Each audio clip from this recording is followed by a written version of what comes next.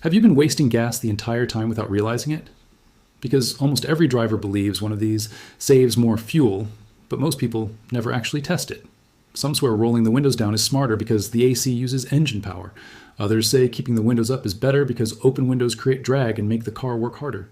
So which one actually burns more gas? Today, I'm putting both to the test. Same car, same road, same speed, same distance. One simple question. If you're trying to save money at the pump, should you drive with the AC on or the windows down? And the answer is not as obvious as people think, because one of these feels cheaper, but may actually cost you more. With gas prices being what they are, this is one of those tiny decisions that sounds small until you realize people make it every single day. On the way to work, on road trips, sitting in traffic, driving across town. If one option burns noticeably more fuel, then a lot of drivers are losing money without even knowing it.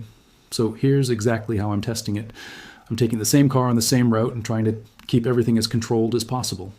Same weather, same traffic style, same speed target, same driving behavior. No aggressive acceleration, no random stops if I can avoid them. First run with the AC on and windows up, second run with the AC off and windows down. Then we compare what actually happened. Simple. But this gets interesting fast because both sides sound right. On one side, AC definitely uses power.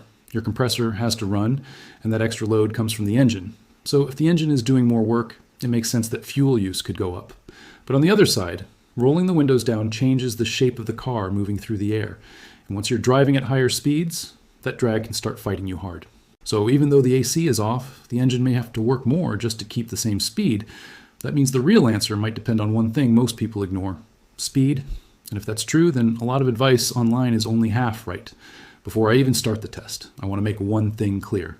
This is not one of those fake internet comparisons where somebody drives around the block twice and declares a winner. I actually want to see what happens in a realistic driving situation. The kind of driving most people do every week. So first run, AC on, windows fully up. The moment I start driving, this already feels like what most people would choose on a hot day. The cabin is comfortable. No wind blasting in your face. No noise. No paper flying around. No hair getting destroyed. It feels clean, normal, and efficient. But comfortable does not always mean cheaper. So I'm keeping my speed steady and watching the conditions carefully. And this is where people underestimate AC. It's easy to think it's just air. But it's not just air. The system is powered, and that power comes from the engine, which means the engine is not just moving the car, it's also helping cool the cabin. That has a cost. Now the question is whether that cost is bigger or smaller than the drag from open windows. As I keep driving, the car feels smooth, stable, easy. And honestly, if I had to guess without testing, I can see why a lot of people assume AC must be the worst option. You can hear it kick on. You can feel the system working. It seems obvious that it's using fuel, but obvious is dangerous because now it's time for round 2, AC off, windows down. And instantly, the whole car feels different. It's louder. There's wind rushing through the cabin. You can hear the road more. Depending on speed, you can even feel that slight resistance, like the car isn't slicing through the air as cleanly anymore. At lower speeds, this feels fine, maybe even smarter.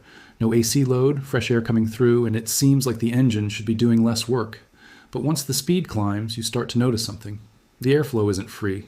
The wind hits the car, enters the cabin, swirls around, and disrupts the smooth aerodynamics. And that matters way more than people think. Cars are designed to move through air in a controlled way. Open the windows, and suddenly you're punching holes in that airflow. And at higher speeds, air becomes a real enemy. That's what makes this test so interesting. Because if you only drive in city traffic, one answer may make more sense. But if you spend time on faster roads or highways, the result could flip. And this is exactly why so many people argue about this topic. Both sides are partly right. So now let's get to what actually happened. After running both setups as evenly as possible, here's the big takeaway. At lower speeds, windows down can be a reasonable choice. But once speed climbs, the drag from open windows starts becoming a bigger problem, and AC can actually be the more efficient option. That's the twist. A lot of people assume AC is always the gas waster, but that's not necessarily true. At highway-type speeds, open windows can make the car work harder than people realize. So the thing that feels cheaper may not be cheaper at all.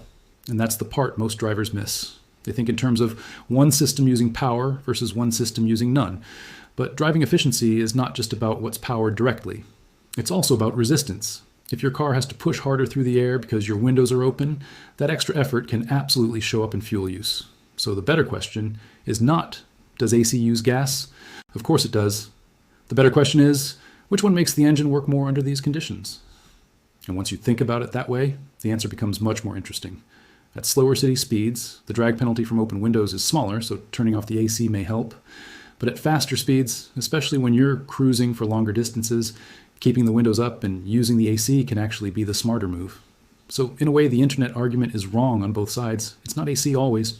It's not windows always. It depends on speed. And that single detail can save people from making the wrong choice every day. Now, does this mean rolling your windows down is bad? No, not at all. If you're driving slowly through town, especially on a mild day, windows down can still be a totally practical option. But if you're flying down the highway thinking you're saving a ton of gas by shutting off the AC and opening every window, you may be doing the opposite. That's the money moment, because small habits become expensive when repeated over time. And this is why I like tests like this. They expose the stuff people know without ever verifying. So much car advice gets repeated because it sounds logical. But once you actually test it, the full story is usually more nuanced. That's what happened here. One choice sounds cheaper, the other one sounds wasteful, but reality depends on how you drive. And that's useful, because now the next time you're in the car trying to save fuel, you don't have to guess. If you're moving slowly, windows down can make sense. If you're at higher speed, AC with the windows up may be the better call. Not because AC is free, but because drag can be expensive, and honestly, that's the part that surprised me most. Not that AC uses fuel, everyone expects that. What surprises people is that open windows can quietly cost more once speed rises. So if you've been driving on the highway with all your windows down thinking you cracked the gas-saving code, you may want to rethink that. Because saving gas is not about what feels efficient. It's about what actually reduces the engine's workload. And today's test makes one thing pretty clear. At city speed, windows down can work. At highway speed, AC often wins. Which means the real gas-saving trick is knowing when each one makes sense. That's the kind of detail that actually saves money. So now I want to know, what do you usually do? AC on or windows down? And after this test, are you still sure it's the cheaper option?